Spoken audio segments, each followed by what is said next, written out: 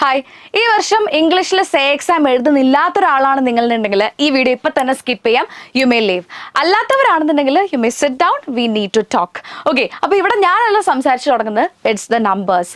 അപ്പം നിങ്ങൾ ഈ ബാക്കിൽ കാണുന്ന കുറച്ച് നമ്പേഴ്സ് ഉണ്ടാവും, വളരെ ഫെമിലിയർ ആയിരിക്കും അല്ലേ?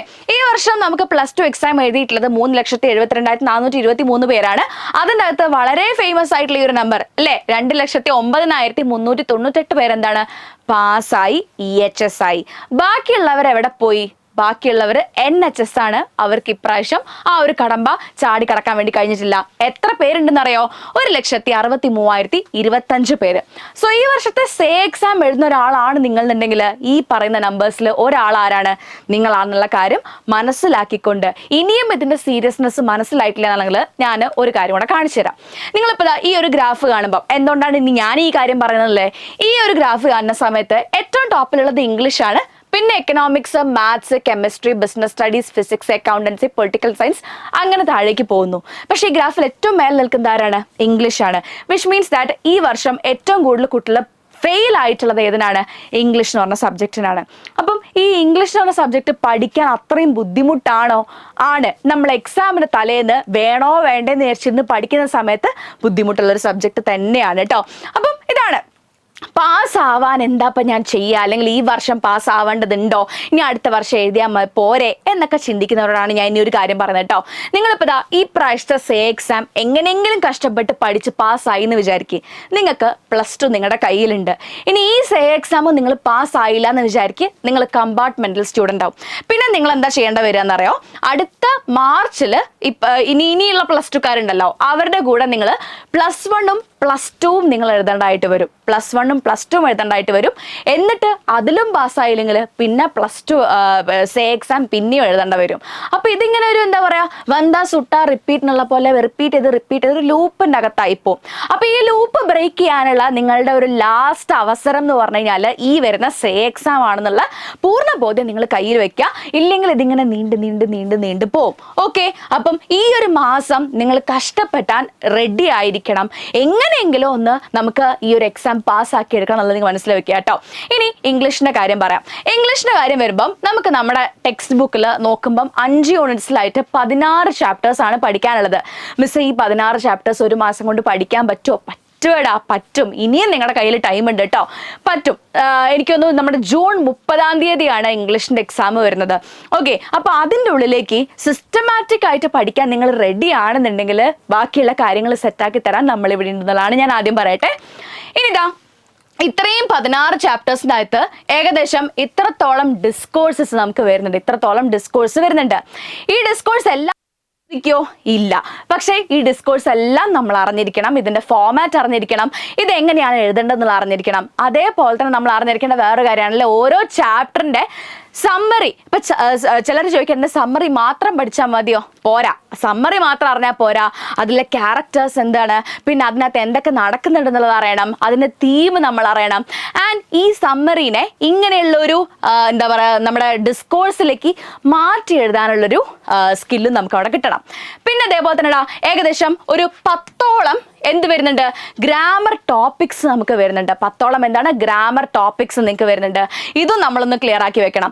അങ്ങനെ ഞാനൊരു കാര്യം പറയട്ടെ, സേ എക്സാം എഴുതാനായിട്ട് നിങ്ങൾക്ക് 48 മാർക്ക്, ഇംഗ്ലീഷ് 80-ലായതുകൊണ്ട് തന്നെ 48 മാർക്കാണ് നിങ്ങൾ സേ എക്സാമിന് പാസ് ആവാൻ വേണ്ടി ഉണ്ടാക്കിയെടുക്കേണ്ടത്.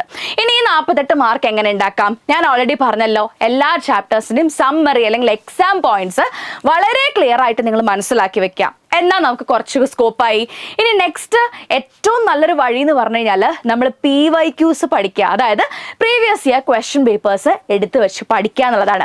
അപ്പം ശരിക്കും നമ്മൾ PYQs നോക്കുന്ന സമയത്ത് ഇപ്പൊ കഴിഞ്ഞ വർഷത്തെ ഒരു ക്വസ്റ്റ്യൻ പേപ്പറിന്റെ ട്രെൻഡ് നോക്കുമ്പോൾ പണ്ടത്തെ ക്വസ്റ്റ്യൻസ് തന്നെയാണ്, പക്ഷെ അതിന്റെ രൂപമൊക്കെ മാറ്റി, ഫോമൊക്കെ മാറ്റി, പെട്ടെന്നൊരു വായനയിൽ നമുക്ക് വായിച്ചാൽ മനസ്സിലാവാത്ത ടൈപ്പ് ക്വസ്റ്റ്യൻസ് ആയിട്ടാണുള്ളത്. സോ നിങ്ങൾ എന്താ ചെയ്യേണ്ടത്? എന്നാലും കുഴപ്പമില്ല അല്ലേ, ഒരു 2020 അവിടെ നിന്ന് ഇങ്ങോട്ടുള്ള എല്ലാ ക്വസ്റ്റ്യൻ പേപ്പേഴ്സും എടുത്തു വെച്ചിട്ട് അതിൻ്റെ അകത്തുള്ള മാക്സിമം ക്വസ്റ്റ്യൻസ് നമ്മൾ എന്ത് ചെയ്യുക, കണ്ടുപിടിക്കുക, അതിന് ആൻസേഴ്സ് എഴുതി നോക്കുക എന്നുള്ളതാണ് ഒരു കാര്യം കേട്ടോ. സോ 70% നമുക്ക് എന്താണ് ഈ പറയുന്ന റിപ്പീറ്റഡ് ക്വസ്റ്റ്യൻസ് ആയിരിക്കും. ആ റിപ്പീറ്റഡ് ക്വസ്റ്റ്യൻസ് നമ്മൾ പഠിച്ചിട്ടുണ്ടെന്നാണെങ്കിൽ, എടാ ഞാൻ പറയില്ലേ, ഈ നമ്മുടെ എന്താ പറയുക, നമ്മുടെ ഈ ഒരു ഡിസ്കോഴ്സ് ജോബ് ആപ്ലിക്കേഷനിൽ CV ഇതൊക്കെ പഠിച്ചു വെക്കുകയാണെങ്കിൽ 8 മാർക്കാണ് നമുക്ക് അവിടെ കിട്ടുക. അതിൻ്റെ ഒരു ഫോർമാറ്റ് പഠിച്ചു വെക്കുകയാണ്, അത് അത്യാവശ്യം വൃത്തിക്ക് എഴുതാൻ അറിയാന്നുണ്ടെങ്കിൽ നമുക്ക് അവിടെ ഒരു 8 മാർക്കാണ് കിട്ടുക. സോ ഇങ്ങനെ ഓരോന്നിനും ഫോർമാറ്റും കാര്യങ്ങളും അതൊക്കെ നിങ്ങൾ പഠിച്ചു വെക്കുകയാണെങ്കിൽ റിപ്പീറ്റഡ് ആയിട്ടുള്ള ക്വസ്റ്റ്യൻസ് നമുക്ക് കാണുമ്പോൾ നമുക്ക് മനസ്സിലാവും, ഓ ഇതിങ്ങനെയാണ് എഴുതുന്നത്, ഇതിങ്ങനെയാണ് എഴുതുന്നത്. സോ അങ്ങനെ നമുക്കൊരു അത്രയും മാർക്ക് ഉണ്ടാക്കാം. പിന്നെ നെക്സ്റ്റ് 20% ഡിസ്കോഴ്സ് ആൻഡ് സമ്മറി എന്ന് വെച്ചാൽ ഒരു 20% ഉണ്ടാവും നമ്മൾ വിചാരിക്കാത്ത, അയ്യോ ഞാൻ കണ്ടിട്ട് പോലും ഇല്ല എന്നുള്ള രീതിക്ക് ഒരു 20% ക്വസ്റ്റ്യൻസ് ഉണ്ടാവും. അതുപോലെ തന്നെ 10% ഗ്രാമർ കാണും. 10% ഗ്രാമർ എന്ന് പറയുമ്പോൾ ഒരു 8 മാർക്കിനൊക്കെയാണ് മാക്സിമം നമുക്ക് ഗ്രാമർ ചോദിക്കാറുള്ളത് കേട്ടോ. സോ ആ ഗ്രാമർ എന്ന് പറഞ്ഞാൽ വലിയ ബുദ്ധിമുട്ട്, നിങ്ങൾ SLCയിൽ പഠിച്ച അത്രയും ബുദ്ധിമുട്ടുള്ള ഗ്രാമർ ഒന്നുമല്ല, ഈസിയാണ്. ഒന്ന് വേണമെന്ന് വിചാരിച്ചാൽ വളരെ എളുപ്പത്തിൽ നമുക്ക് പഠിച്ചെടുക്കാൻ പറ്റുന്ന ഗ്രാമറേ ഉള്ളൂ. ഇനി നിങ്ങളെ സംശയം ഇത് എങ്ങനെയാണ് സിസ്റ്റമാറ്റിക് ആയിട്ട് പഠിക്കുക എന്നുള്ളതായിരിക്കും. മക്കളെ, നമ്മൾ എഡ്യൂപോർട്ടിൽ 999 ഒരു ബാച്ച് നമ്മൾ സ്റ്റാർട്ട് ചെയ്തിട്ടുണ്ട്. അപ്പോൾ നിങ്ങൾ ഇംഗ്ലീഷിനാണെന്നുണ്ടെങ്കിൽ 999 ബാച്ച് നിങ്ങൾ പർച്ചേസ് ചെയ്ത് കഴിഞ്ഞാൽ നമുക്ക് അവിടെ റെക്കോർഡഡ് ക്ലാസ്സസ് ഉണ്ട്, ലൈവ് ക്ലാസ്സസ് ഉണ്ട്. ഞാനും നെയിം സാറും കൂടിയാണ് നിങ്ങൾക്ക് ക്ലാസ് എടുക്കുക. ലൈവ് ക്ലാസ്സസ് ഉണ്ട്, എക്സാംസ് ഉണ്ട്, എല്ലാം ഉണ്ട്. സോ ഈ 999 നിങ്ങളിപ്പം ഇവിടെ അടച്ച് നിങ്ങൾ ജോയിൻ ചെയ്യുകയാണെന്നുണ്ടെങ്കിൽ താഴത്തെ കമന്റ് ബോക്സിൽ പിൻ ചെയ്ത് വെച്ചിട്ടുണ്ടാവും.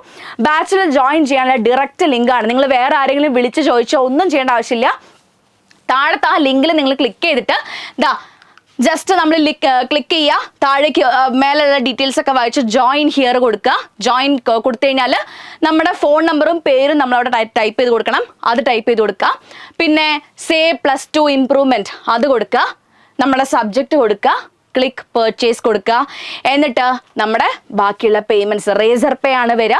അതിനകത്ത് ഗൂഗിൾ പേ വെച്ചിട്ടോ ഫോൺ പേ വെച്ചോ അല്ലെങ്കിൽ ഇപ്പോൾ അതല്ല കാർഡ് വെച്ചാണെങ്കിൽ നിങ്ങൾക്ക് പേയ്മെൻറ്റ്സ് ചെയ്യാൻ വേണ്ടി കഴിയും. ജസ്റ്റ് ഒന്ന് താഴേക്കാക്കി ഒന്ന് ജസ്റ്റ് സ്ക്രോൾ ഡൗൺ ചെയ്ത് കഴിഞ്ഞാൽ നിങ്ങൾക്ക് അവിടെ കാർഡ് പേയ്മെൻറ്റ് കാര്യം കാണാം. അങ്ങനെ നിങ്ങൾക്ക് പേ ചെയ്യാൻ വേണ്ടി കഴിയും. അപ്പം നിങ്ങൾ ആ ബാച്ചിൽ ജോയിൻ ചെയ്യുക. ബാച്ചിൽ ജോയിൻ ചെയ്ത് കഴിഞ്ഞാൽ ബാക്കിയുള്ള കാര്യങ്ങൾ നമ്മളവിടെ സെറ്റാക്കി തരും.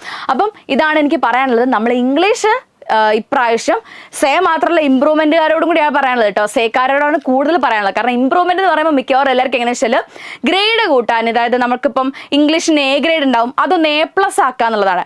അങ്ങനെ A+ ആക്കുന്ന ആൾക്കാരെ സംബന്ധിച്ചും നിങ്ങളോടും പറയാനുള്ളത് എന്താണെന്ന് വെച്ചാൽ നിങ്ങൾ കൂടുതൽ വർക്കൗട്ട് ചെയ്യേണ്ടത് PYQs ആണ്. അതായത് മുന്നത്തെ വർഷങ്ങളിലെ ക്വസ്റ്റ്യൻ പേപ്പേഴ്സ് എത്രയും കിട്ടാൻ പറ്റുമോ അത്രയും കിട്ടുക, വായിക്കുക, അതിനകത്തുള്ള ക്വസ്റ്റ്യൻസ് പരിചയമാക്കി വെക്കുക. ക്വസ്റ്റ്യൻ മാത്രം വായിച്ചു വെച്ചിട്ട് കാര്യമില്ല, ആൻസേഴ്സ് സ്വന്തമായിട്ട് എഴുതാൻ വേണ്ടി സ്വന്തമായിട്ട് ആൻസേഴ്സ് ഫ്രെയിം ചെയ്യുക, എഴുതുക. അങ്ങനെ നമുക്ക് ഇമ്പ്രൂവ് ചെയ്യാൻ വേണ്ടി കഴിയും. ഇനി സേക്കാരോടാണെന്നുണ്ടെങ്കിൽ നിങ്ങൾ ഒന്നേ തൊട്ട് പഠിച്ചു തുടങ്ങേണ്ട കാര്യങ്ങളാണ്. സോ ഈ ഒരു മാസം നിങ്ങൾ മാറ്റി വെക്കാൻ നിങ്ങൾ റെഡി ആണെന്നുണ്ടെങ്കിൽ നിങ്ങളെ പാസ്സാക്കി എടുക്കാൻ, അതായത് നമ്മൾ മാത്രം മെനക്കെട്ട് കാര്യമില്ല, നിങ്ങളും എന്ത് ചെയ്യണം, അതിനുവേണ്ടി കൂടെ നിൽക്കണം, ഹാർഡ് വർക്ക് ചെയ്യണം.